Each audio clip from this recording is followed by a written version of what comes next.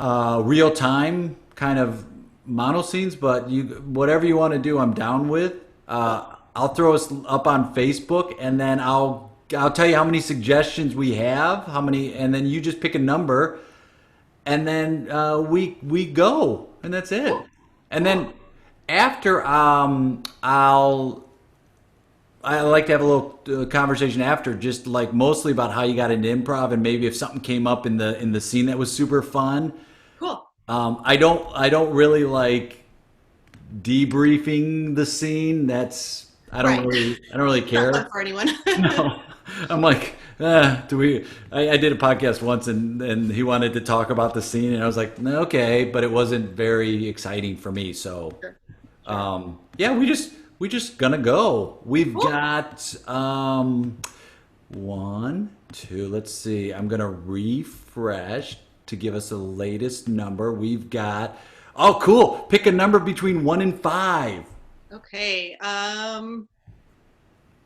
I'll pick 5. All right. This this comes from my brother Mike, actually, and our suggestion is spell check. Okay. Thanks, Mike. Spell check.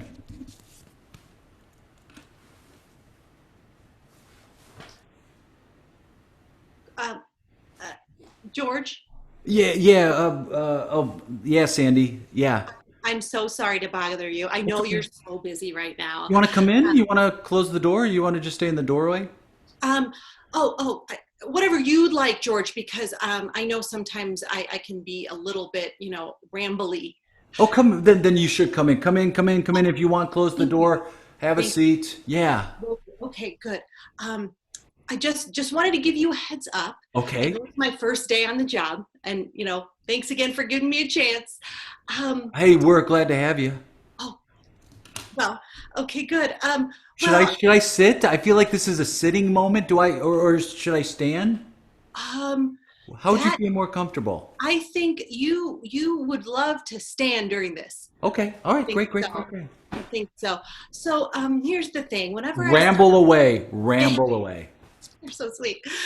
The the thing is, when I Okay. start a new job, I like to send out a big email, just a hey, it's Judy, email kind of thing, just to get to know people. I've Yeah. felt it's worked really well in the past.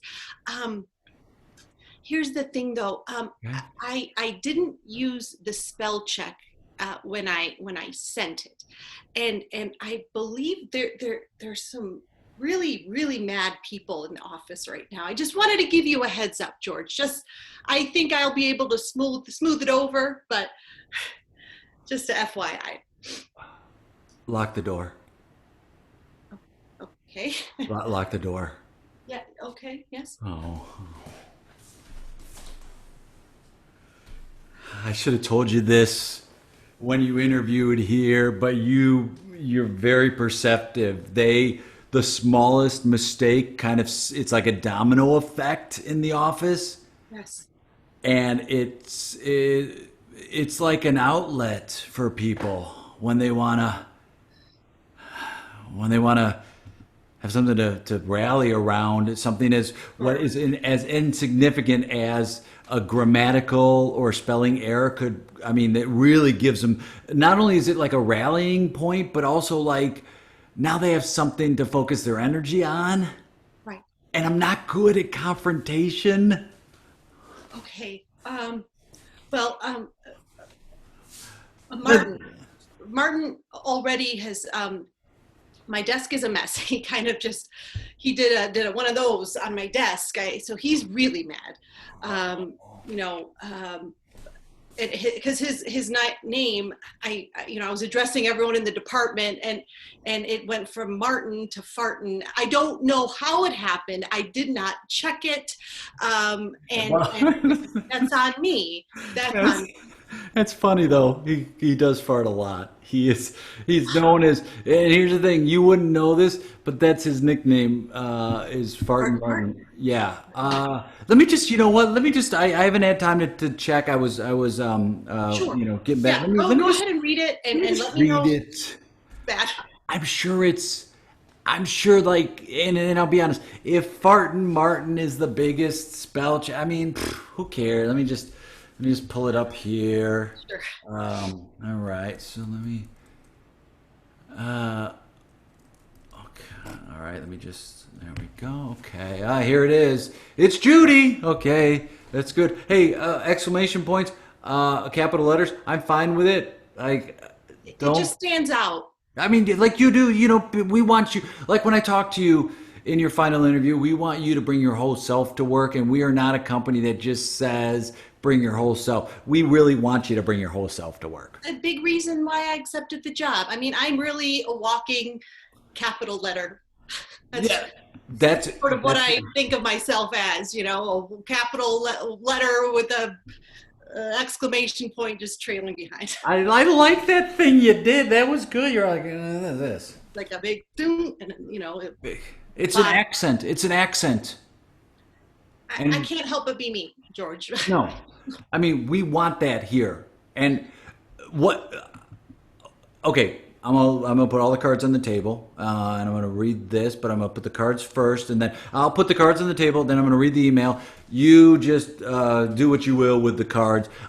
We need a big change around here. We're very stagnant, and we need more people to not only showcase their personality, but to allow other people to showcase their personality. So if you come in, and that's part of the reason I wanted to have you here, is because you have a flair about you in a flairless office right now. Okay, Judy? It's a flairless office. All right? So let's really just... it is, yes. It's surprising for a Bitcoin company. I thought it was going to be full of flair, but I'm really feeling like it's all on my shoulders to bring all the excitement. That's what we need here. And you know what it is? Partially it's the media. They make it seem like, oh, you're going to work in one of these offices. It's Bitcoin. It's hip. It's new. We have foosball tables. It's like we have those, but we really are focused on what we have to do, which is cryptocurrency, which is the wave of the future. And again, I don't even know why I'm telling you this. You already know this. I don't get tired of hearing it, George. I'm all about riding that wave with my exclamation point behind me and my capital letter. Putting it right out there, because it shouldn't be centralized with a set of banks. It should be out there for everyone, and that's how we run this, right? That's what we do. That's the only way to get out of what the banks have a stranglehold, is to have cryptocurrency, and to be able to use that. You know what you are right now? You're a preacher, and I'm the choir. Ah! Yes, you are. Come on, sing it. Come on, Judy, belt it out in this office now. I need you to belt it. Cryptocurrency, Bitcoin. Judy, Oh. you have the voice of that, you have the voice of an angel. You have the voice of an angel. Okay. Hi, hey, it's Judy. I just wanted to give a shout out to my new best friends to be. Love that. Fartin, door knocker, Hingeberg.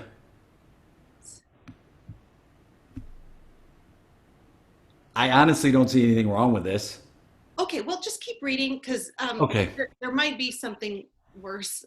You tell me, George. Fartin is, excuse me, Martin. Yeah. He's throwing a tantrum out there. So. And door knocker. I mean, it's. I could see where it would spell check from Dakota to door knocker. It's a very similar name. So similar. I don't know. I just want all of you to know that I'm part of the term. And again, like, I know you meant team. That's not a big one. Part of the term. No, that's pretty mild. And you can all go to hell. I'm yes. I obviously didn't mean hell. He said you can all. Why don't you stick it where the sun don't shine? Right. Yeah. No, it was. See my tail as it wags in the wind, getting away from you suckers. Right. Peace out, losers. Jude Monster. Jude Monster, I meant. That's just a nickname I'm hoping will catch on. It hasn't yet in the past 37 years, but Jude Monster is what I prefer, in fact. Yeah. There was a PS. It says, Suck a Fat One, I believe. Yes. And it was just I'm so sorry about that one. It was really a big hug out to you was what I was going for, and I just don't get the algorithms these days for the spell check. I don't know. Can I tell you something? Please. I do need to suck a fat one. I have been lording myself over this office since it started, declaring that this is not my office. This is as much my office as it is yours, as it is knockers, as it is Farton's. And this is a wake-up call. This is not a mistake, Judy. This is a welcome wake-up call. This is the kind of action I'm talking about. I said I wanted you to stir things up, and by God, day one, you have stirred it up, Judy. Thank you. This is not a mistake. This might be the greatest thing that ever happened to this company. Do you realize that? You're helping me realize it, George. Yeah. I just, you mentioned it. There really are no accidents, and not an accident that I, No. tripped in front of the building that day, and you helped me up. No. And said, "Do you have any experience with Bitcoin or cryptocurrency?" And I said, "What is that even?" And I said, that's who I want. I want somebody who's coming with an outside eye into this office. And if this email stirs up some people and they want to quit, well, you know what I say? Godspeed. We wish you nothing but the best. Yeah, yeah. But I don't want this company to be where it is now. I want it to be into the next century. And you're the person who's going to help us get there. Thank you, Judy. Thank you, George. I feel much better now. Can you, there is a trash can fire right next to my desk. I just need some help with that. Yeah. You know what? If you want, we should go out because it seems like there are flames that are reaching the ceiling right now. I can hear some chanting too. Yeah. Okay. So let's follow me. Okay. Scene. Yeah. Woo! That was awesome. That was so fun. Oh, it was fun. Thanks, Jake. Oh my God. First off, it's funny. I love the name George as a name because it gives me a very specific character. The suggestion was given by my brother. Our dad's name is George. Perfect. Can there are no accidents. There are no accidents. You have such a great way to jump right into stuff right from the start. You don't have any sort of hesitation. Is that something that you've always played with that sense of let's just go, or do you find out that you were earlier on you were not that kind of energy? I think early on we're all a little bit hesitant, especially when we're jumping into scenes. But I think what I learned as doing more improv, watching more improv, that notion of kind of starting in the middle. And I think that just informs so much. I mean, you'll find out everything, but we know you can't do the hey, what's up? Nothing. What's going on? We eat up so much time doing that, and especially when we have only 10 minutes, or even if we even have a half hour set, right? Let's just get into the meat of it, and we'll build the sandwich around it as we go. I love that. And you have such a great way of playing energies too. Do you feel? And I guess we talked earlier about musicality being an important part of people's lives, and I feel like there's definitely a musicality in your style of play.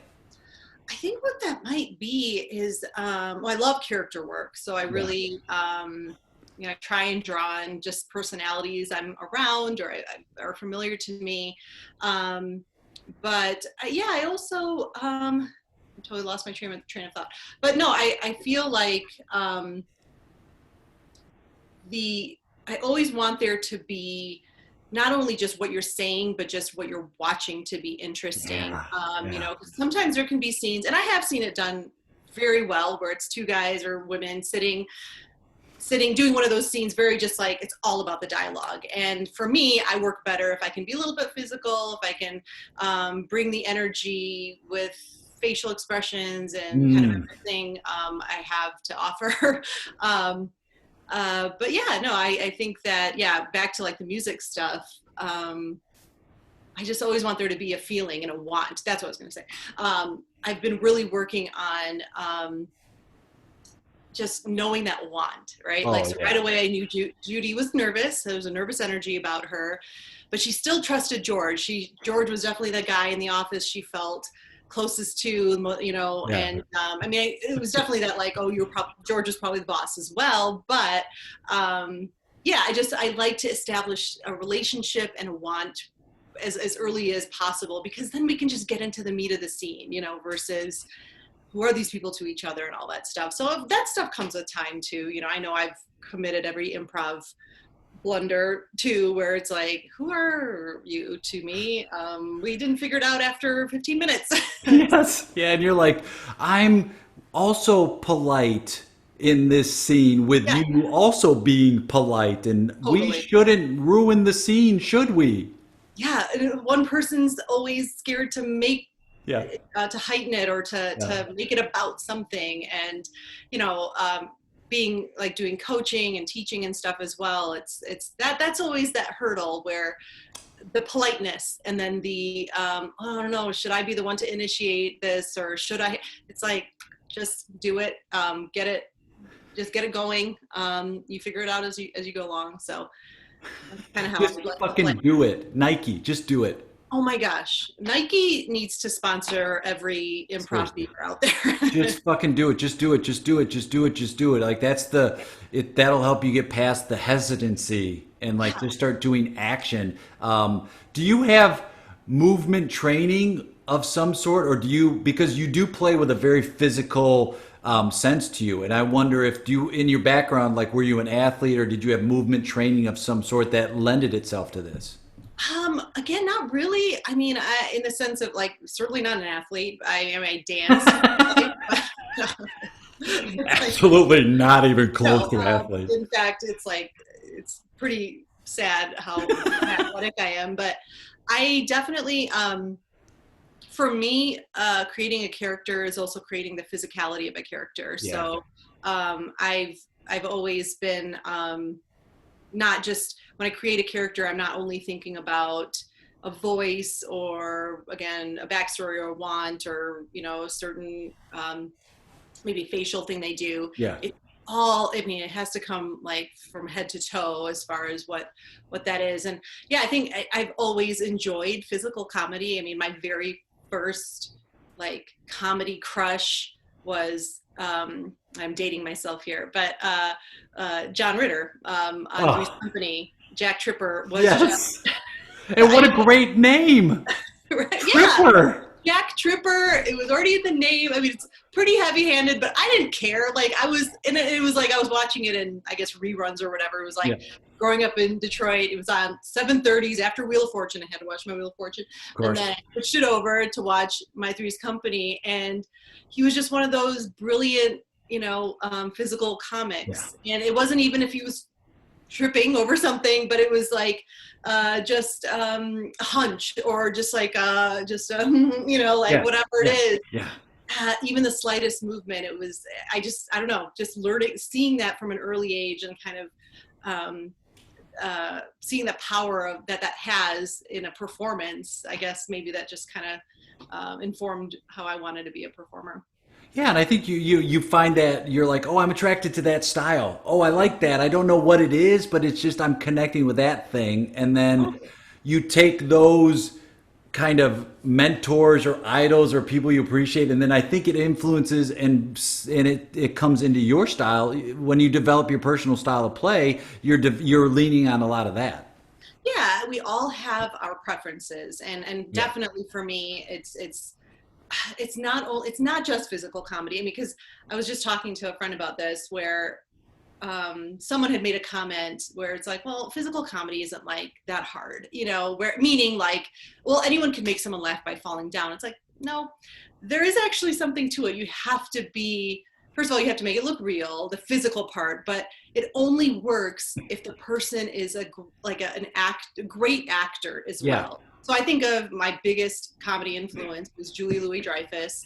And I mean, I was such a comedy nerd from an early age. I watched Seinfeld when it wasn't even like a hit. You know, I Yeah. watched it before it became big.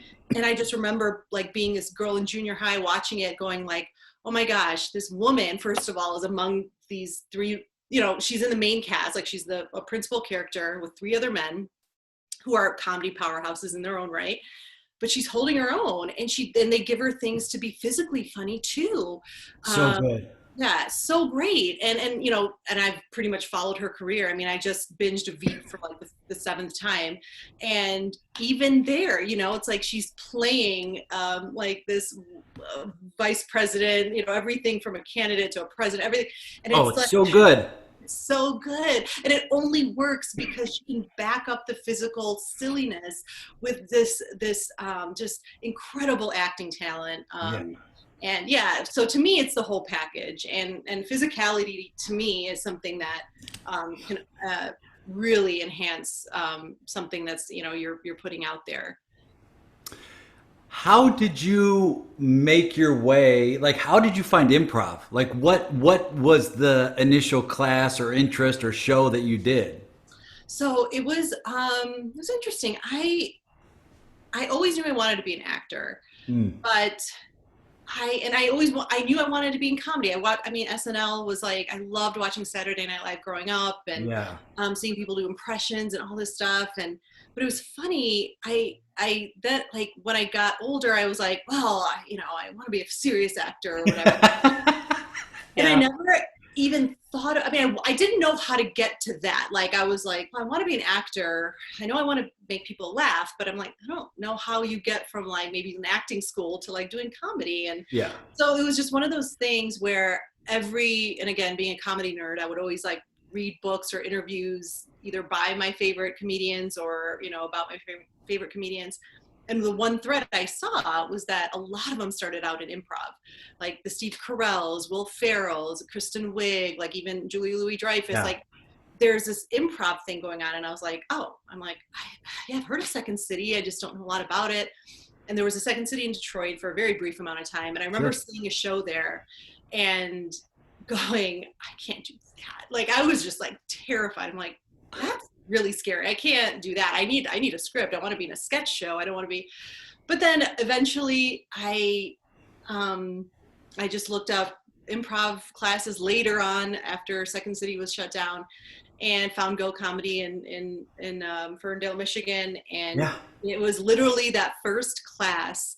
It was the first exercise where I was like, okay, this is so fun. It's just playing, you know, it's just like when you were a kid, and I never thought about it that way. Yeah. And it was sort of after that point, I just had all these goals. I was like, I want to be on the main stage here. I want to do this. I want to be, you know, I want to write the sketch show. I want to be in the sketch show. So it kind of went fast forward from there, because I just was like, yeah, it was just like that. As soon as we did that first exercise in that very first class, I was like, done. This is it. I'm in.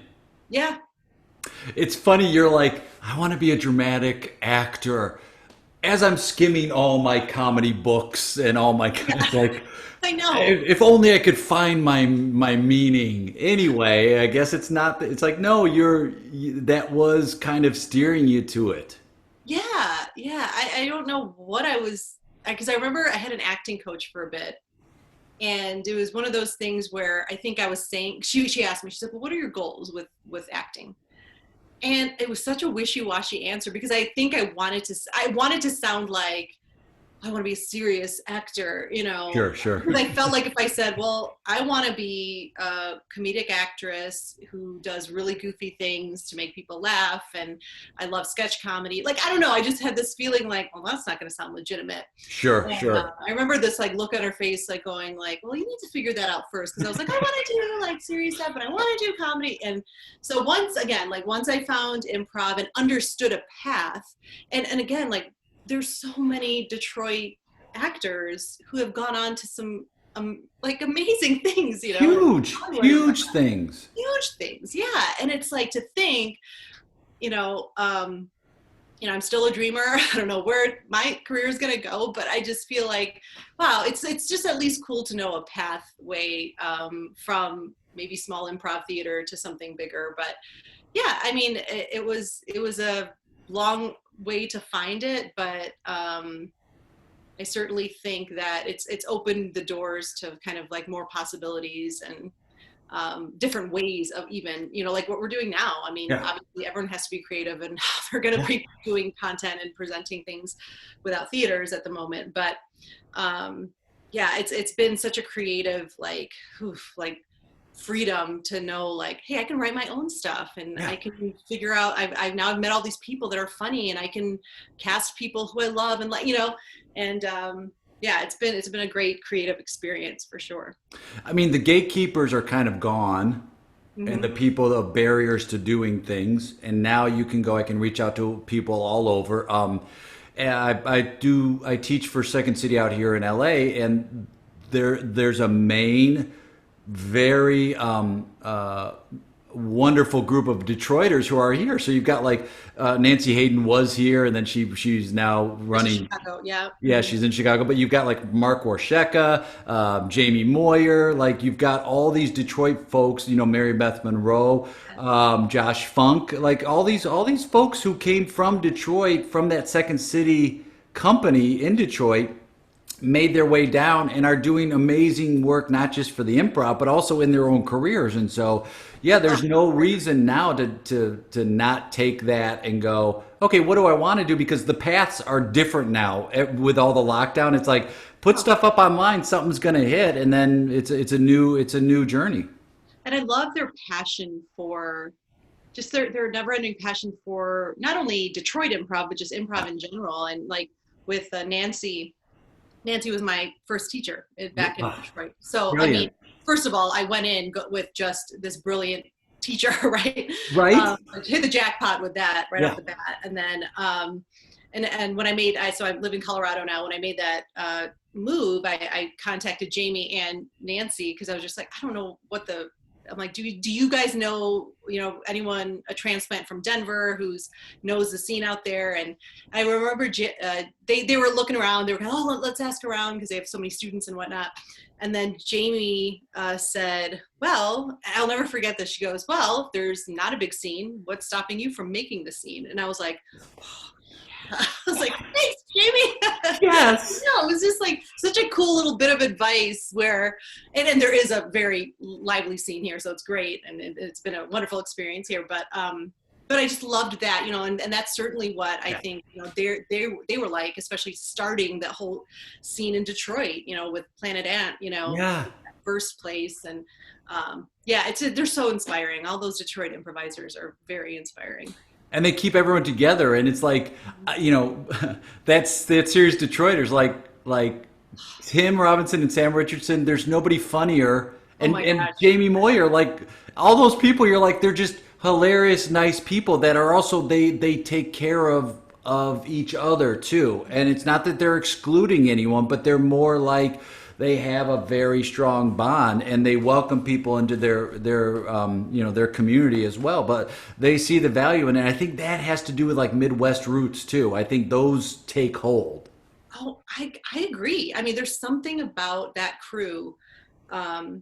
Granted, I'm sort of on the outside observing them at like the Detroit improv festivals and just being in awe kind of like, I love their, first of all, the love of the city, love of the community, but just, yeah, they've got like this bond that's really, really cool. And so they're so generous. That's a word I always use to describe all those guys.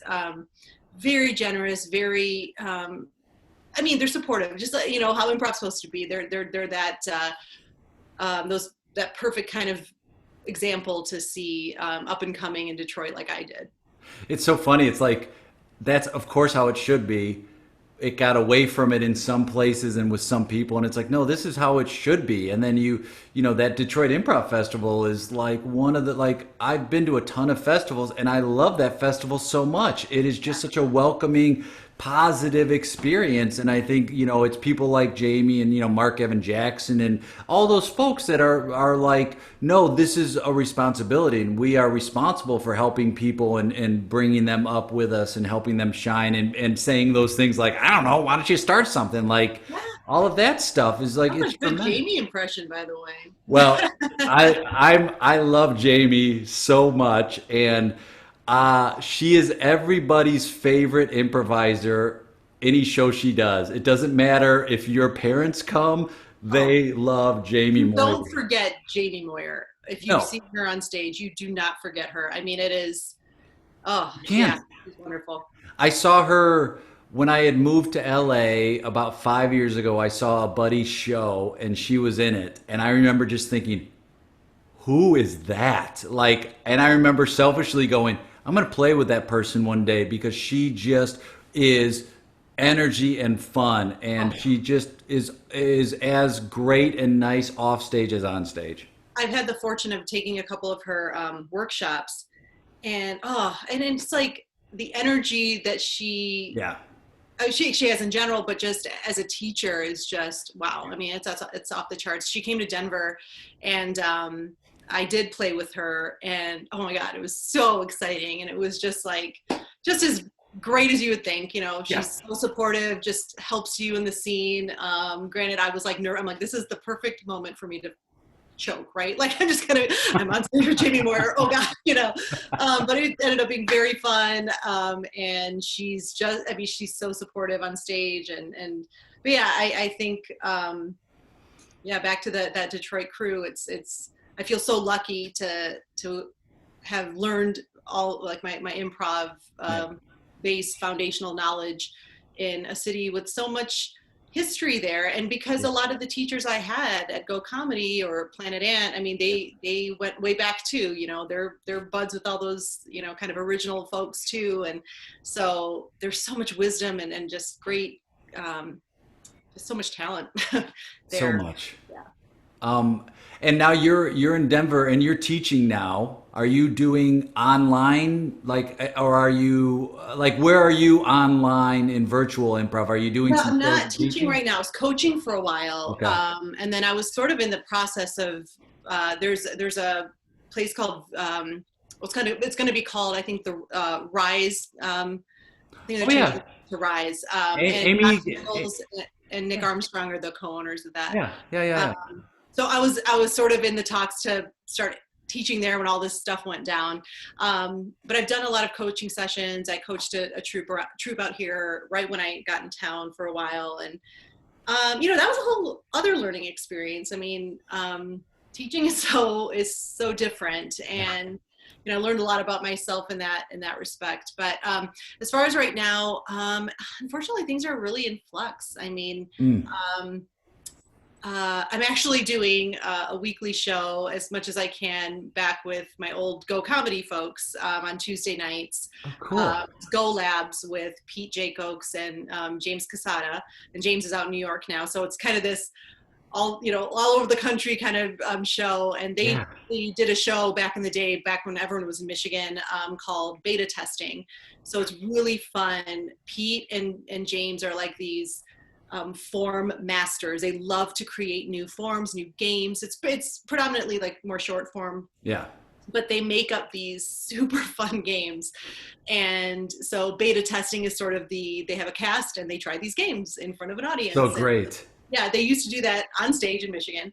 And I was so like, I remember being so flattered when they asked me because I was still like a student, and it was really exciting. So it was one of the first shows I was in regularly at Go Comedy. Wow. So yeah, right now that's the only regular thing I'm doing. But I do have a troupe of it's all women. We're called the Notorious VAG. We're out here in Denver.